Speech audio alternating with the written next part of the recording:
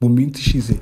leta ya Kongo iyobowe na Perezida Felix Tshisekedi bakomeje kureshya Leta Zunze Ubumwe za Amerika, aho leta ya Kongo yakomezaga kwereka Leta Zunze Ubumwe za Amerika ko bafite ibirombe bihambaye kandi bimwe mu y'agaciro afite agaciro gahambaye, ngo ndetse ko kandi Amerika yagira bwangu ikinjira muri Repubulika ya Demokarasi ya Kongo ikajya kubacungira umutekano, irinde abaturage bose b'Abanyekongo umutwe wa 23 ukomeje kwigarurira ibice byinshi bitandukanye byo mu burasirazuba bwa kino gihugu cya Kongo umunsi ku munsi. Leta ya Kongo kandi gukomeza kwereka Leta Zunze Ubumwe za Amerika ko hari ibirombe byinshi birimo mu y'agaciro kandi ahambaye, ndetse ko kandi Amerika yazikayacukura ikagiye yagurisha uko yishakiye ku kiguzi kimwe gusa, yuko bagomba kuza bakajya barinda umutekano abaturage b'Abanyekongo ndetse na Perezida Felix Tshisekedi wa Kongo ku kiguzi cyonyine, yuko Leta Zunze Ubumwe za Amerika zari gucukura amabuye y'agaciro yose mu birombe bitandukanye byo muri Kongo bakayagurisha cyangwa se aribo bayagenga. Ibyagaragara nkaho kandi bidashishikaje Leta Zunze Ubumwe za Amerika bikaba byaragaragariye mu minsi ibiri ishize ku itariki 18 z'uku kwezi kwa gatatu, ubwo abasenateri bo muri West Virginia muri Leta Zunze Ubumwe za Amerika bateranaga bakaganira ku myanzuro yemezaga yuko bagomba gufasha Perezida Felix Tshisekedi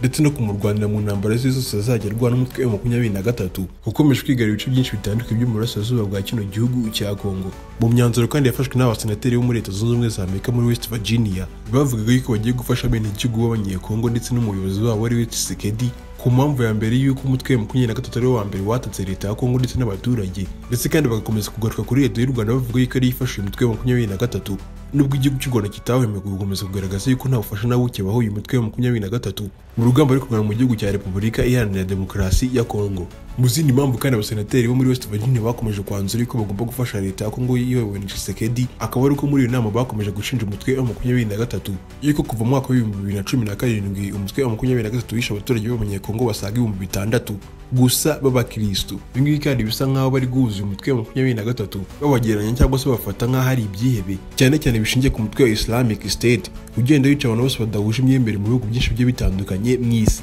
Muri iyi myanzuro kandi yasimwe n'abasenateri bo muri West Virginia muri Leta Zunze Ubumwe za Amerika, ikaba yarahise yoherezwa igitaraganya muri White House mu biro bya Perezida mukuru w'igihugu cya Leta Zunze Ubumwe za Amerika ariwe Donald Trump. Akaba ategereje ko Perezida 47 w'igihugu cya Leta Zunze Ubumwe za Amerika ariwe Donald Trump azemeza kuyisinyaho, maze buri kantu kose gakubiye muri izo nyandiko zaganiriweho n'abasenateri bo muri West Virginia mu gufasha Leta ya Kongo ndetse na Perezida wayo Tshisekedi bagatangira kugakora. Amerika kandi nitinya kuvuga ko ari igiye gutanga ubutabazi bwihuse ku baturage b'Abanyekongo babakiza kandi umutwe wa 23 ngo ukomeje kuvutsa amahoro abaturage bose b'Abanyekongo muri rusange mu bice byinshi bitandukanye by'Iburasirazuba bwa kino gihugu cya Kongo umunsi ku munsi. Gusa kandi ibingibi biri kuvugwa na Leta Zunze Ubumwe za Amerika bikaba bitandukanye biri kuvugwa n'umutwe M23 na AFC, bo kandi bagatangaza ko ubwo Leta ya Kongo kugira ngo ibarasi cyangwa se yatake abarwanyi ba M23 ahubwo iri koriza ibisasu ndetse ikataka nta kurobanura mu bisasu iri gutera ikicamo n'abaturage batandukanye b'abasivile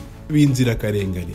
Mu ngingo kandi z'ingenzi zikobeye mu nyandiko z'ibi byemezo byafashwe n'abasenateri bo muri West Virginia, gusa mu gice cy'imyanzuro umwanzuro wa mbere afashwe akaba ari uko Leta ya Amerika igomba gufasha ndetse igashyigikira Tshisekedi mu bikorwa byose arimo arakora arwanya umutwe wa 23 yaba ari muri operasiyo z'intambara cyangwa se z'imirwano, ndetse kandi n'ibindi bikorwa byose bitandukanye byamufasha kurwanya umutwe wa 23 harimo kuneka n'ibindi. Umundi mwanzuro kandi wa kabiri wafashwe akaba ari uko abarwanyi bahereye umutwe wa 23 bagomba guhita basubira inyuma igitaraganya bakemera kurekura teritwari ndetse n'ibice byose bafashe mu burasirazuba bwa kino gihugu cya Kongo biri kugenzurwa nabo. Tukiri kandi kuri mwanzuro wa kabiri wafashwe n'abasenateri bo muri West Virginia, hakaba handitsemo yuko cyangwa se hakubiyemo yuko n'ingabo z'u Rwanda zifashe uyu mutwe wa 23 nazo zigomba gusubira inyuma, nubwo kandi Leta y'u Rwanda yakomeje kuvuga yuko nta bufasha na bumwe baho uyu mutwe wa 23 mu bikorwa byose bakora bya buri munsi. Kundi mwanzuro kandi wafashwe akaba ari uko abantu bose ngo bakoze ibyaha by'intambara mu gihugu cya Kongo ndetse n'abahonyoye uburenganzira bw'ikiremwa muntu nabo kandi bagomba gutabwa muri yombi bagahanwa bakaryozwa ibyaha byose bakoze mu gihugu cya Kongo. Nubwo kandi Leta ya Amerika ikomeje kotsa igitutu ku barwanyi ba M23 kugira ngo bareke ibice byose bafashe, ku munsi w'ejo akaba ari bwasohotse inkuru ku bitangazamakuru byinshi bigiye bitandukanye byose bivuga yuko umutwe wa 23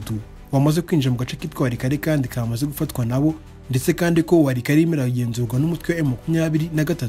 Nubwo kandi amahanga akomeje kotsa igitutu ku barwanyi ba M23 kugira ngo babashe gusubira inyuma, umutwe wa 23 ntabwo uri gucika intege, ahubwo umunsi ku munsi ukomeje kurwanya wigarurira ibice byinshi bigiye bitandukanye, ndetse kandi urwanya imitwe irimo nka FDLR, umutwe wa Wazalendo zifatanyije n'ingabo z'Abarundi, ndetse kandi n'ingabo ziherereye mu mutwe Katanyama n'abambari babo bose bakomeje gufatanya mu kurwanya umutwe wa 23. M23 zikomeje gutsinda urugamba rwose ibarurira muri iyi mitwe yose, ndetse kandi yigarurira ibice byose bigiye bitandukanye biherereye mu burasirazuba bwa Kongo. Abarwanyi kandi baherereye mu mutwe wa 23 bakomeje kwerekana ihangana rikomeye ndetse no kudacika intege ku rugamba, ndetse kandi no kurinda umutekano w'abaturage bose baherereye muri izo teritwari bagiye bafata ndetse n'ibice bitandukanye. mu buryo bwo kubarinda umutekano ndetse no kubaha amahoro babuze mu gihe kinini gishize.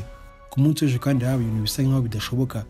aho umukuru w'igihugu cy'u Rwanda Perezida Paul Kagame yahoraga na Perezida wa Congo Felix Tshisekedi, bose kandi bagahora mu nama yari yabereye mu mujyi wa Doha mu gihugu cya Qatar. Aba bayobozi bombi kandi bakaba bari bahuriye mu nama yo kuganira ku makimbirane hagati y'igihugu cy'u Rwanda ndetse n'igihugu cya Congo. Mu biganiro kandi byari bigamije mu gushaka igisubizo kirambye cy'amakimbirane hagati y'amaleta yombi no guhosha imidugarire hagati y'igihugu cy'u Rwanda n'igihugu cya Repubulika Iharanira Demokarasi ya Congo. Ku munsi w'ejo kandi akaba aribwo Minisiteri y'Ububanyi n'Amahanga y'igihugu cya Qatar yasohoye itangazo yemeza ko Kagame ndetse na Tshisekedi bahuriye mu nama muri Doha, ndetse kandi umuhuza wabo bombi akaba yari umwami wa Qatar ariwe Emir Sheikh Tamim bin Hamad Al Thani wabahurije mu biganiro bombi. Muri iyi nama kandi yahurijwemo Kagame ndetse na Tshisekedi, hakaba hemejwe ko bagomba gukurikiza amasezerano y'i Nairobi ndetse n'imyanzuro yavuye mu nama yabaye muri Tanzania yari yahuje umuryango w'ibihugu bya SADC ndetse n'ibihugu bya EAC. Iyi kandi akaba ari inama yabaye ku itariki 8 z'uku kwezi kwa kabiri muri uyu mwaka. Mu bindi byemezo kandi byafashwe bikaba byaremejwe ko impande zose zitizahagarika intambara ndetse nta kintu na kimwe kigendeweho cyangwa se kondisiyo n'imwe yabasha gusabwa n'uruhande urwo ari rwo rwose kuri izi mpande zombi. Bitangazwa ko kandi muri iyi nama byabonetsemo byari iby'ingirakamaro, ndetse kandi hafatiwemo imyanzuro ikomeye igomba gutanga umusaruro ku makimbirane hagati y'ibino bihugu byombi. Ndagushimiye cyane wowe wari ukurikiye ikiganiro cy'uyu munsi kiguca kuri Horizon Info. Wowe uri mushyashya kuri uyu muyoboro, ndagusaba kwiyandikisha kugira ngo ujye ubasha kureba ibiganiro byacu bicukumbuye, ibiganiro bya politike, amateka, imyidagaduro ndetse n'ibindi. Gukanda like ndetse ugasangiza kino kiganiro abandi, ubufasha bwanyu bwiza kandi bukomeye dushimira. Ibiganiro byacu nakagaruka nawe ubutaha.